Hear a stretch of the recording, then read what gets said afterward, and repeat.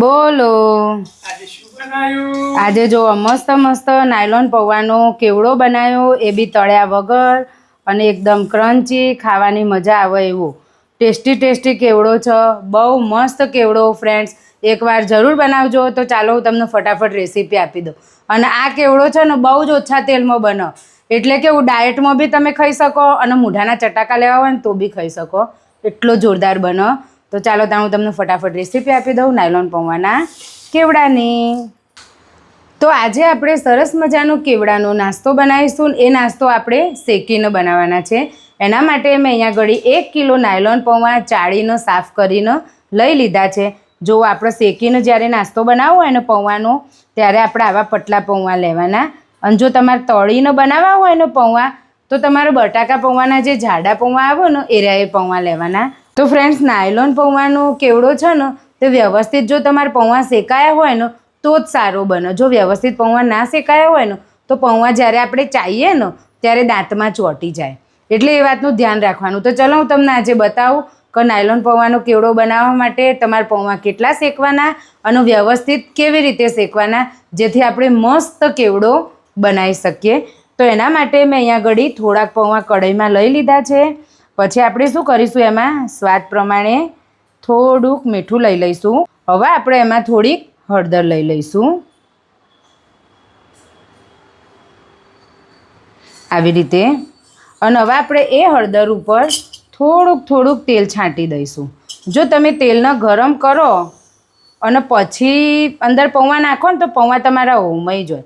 તો તમારે એના કરતાં ને આવી રીતે મીઠું, હળદર ને તેલ આવી રીતે ધીમે ધીમે પૌવામાં છાંટી લેવાનું.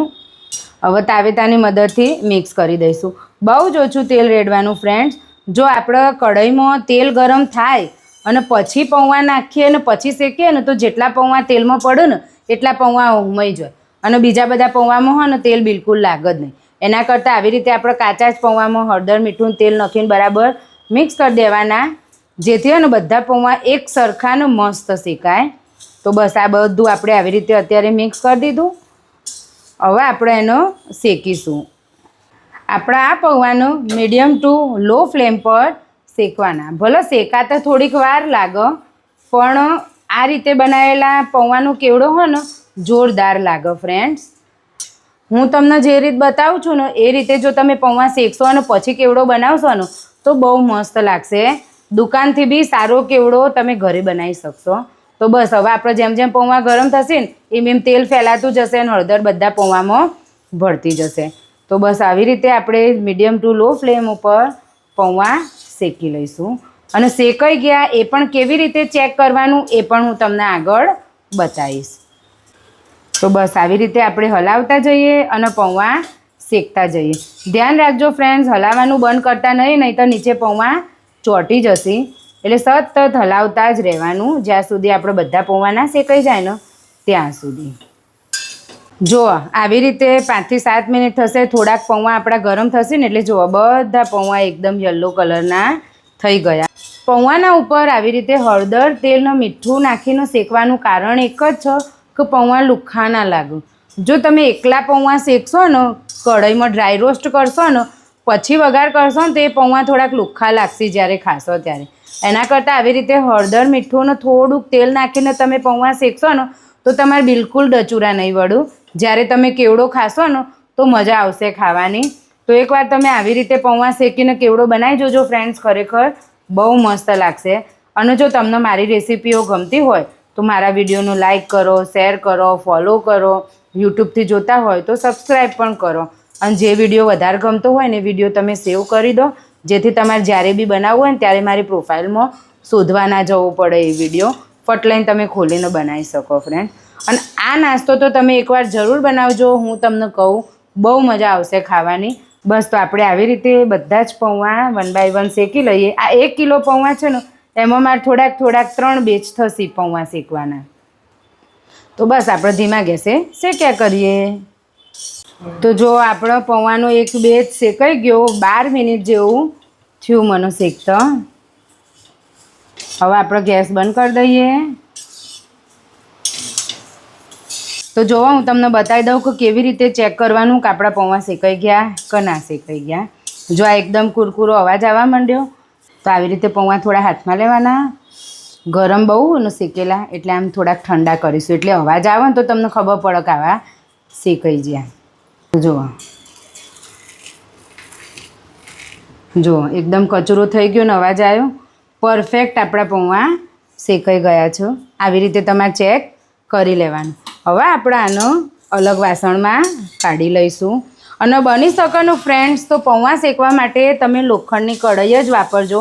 એનાથી પૌવા સારા શેકાશે. જુઓ બધા એક સરખા કલરવાળા થઈ ગયા. એ રીતે હવે આપણો બીજો બેચ લઈ લઈશું. આવી રીતે આપણે બધા પૌવા શેકી લેવાના. તો જુઓ ફ્રેન્ડ્સ આપણે 1 by 1 3 બેચમાં બધા પૌવા શેકી લીધા.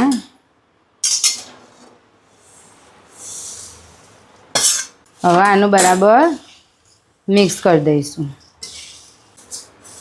તો જો આપણો પૌવા બરાબર મિક્સ થઈ ગયા બધા 3 બેચ. હવે આપણે એમાં શું નાખીશું અત્યારે 1 ચમચી જેટલું લાલ મરચું. અત્યારે લાલ મરચું ઓછું નાખવાનું કેમ કે આ પૌવામાં લીલું મરચું વધારે સરસ લાગે છે. અને અંદર 1 ચમચી જેટલો આમચૂર પાવડર.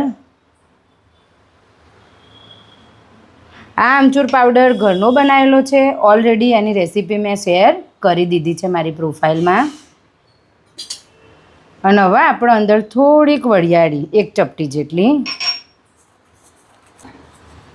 હાથેથી મસળીને ભભરાઈ દઈશું.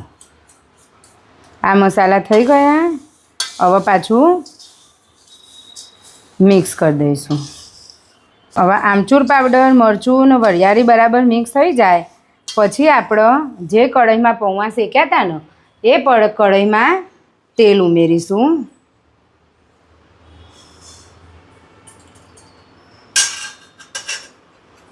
તો તેલ આપણું ગરમ થાય ને આપણે ત્યારે તેલમાં સિંગદાણા પછી દાળિયા. આ દાળિયા તમને કરિયાણા સ્ટોરમાં આરામથી મળી જાય. નહીં તો ચણા આવું ને એના 2 ફાડિયા કરી દેવાના છૂલીનો. પછી તલ પછી કાજુ અને લીલા મરચાં. તમે તીખું ખાતા હોય ને એ હિસાબે લેવાના. અને સાથે લીમડાના પત્તા. અને બધા મસાલા બરાબર મિક્સ કરવાના. આપણે કાજુ ને સિંગદાણા ને દાળિયા ને બધું થોડું કડક થાય ને ત્યાં સુધી શેકવાનું. થોડીક મરચાંની કચાશ ઉડી જાય, લીમડું કડક થાય ત્યાં સુધી. એટલે 5 મિનિટ જેટલું આપણે ધીમા ગેસે તેલમાં બધા મસાલા બરાબર શેકીશું. આમાં તમે સૂકી દ્રાક્ષ પણ નાખી શકો છો. એનો ટેસ્ટ બી સરસ લાગે છે.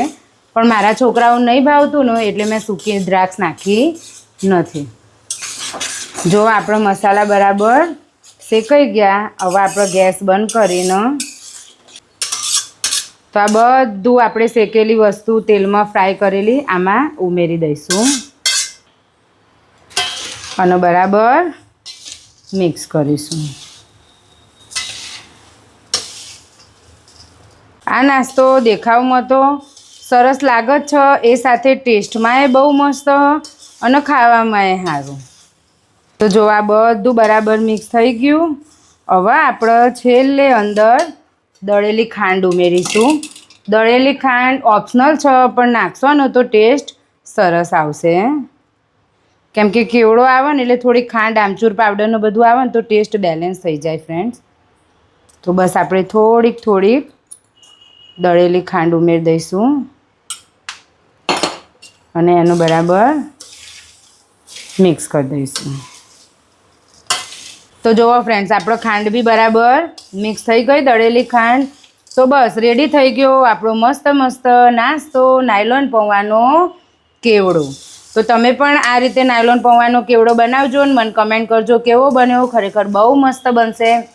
તો તમે ટ્રાય જરૂર કરજો. હવે મળીશું આવી નવી બીજી રેસીપીમાં. ત્યાં સુધી બાય બાય, ટેક કેર.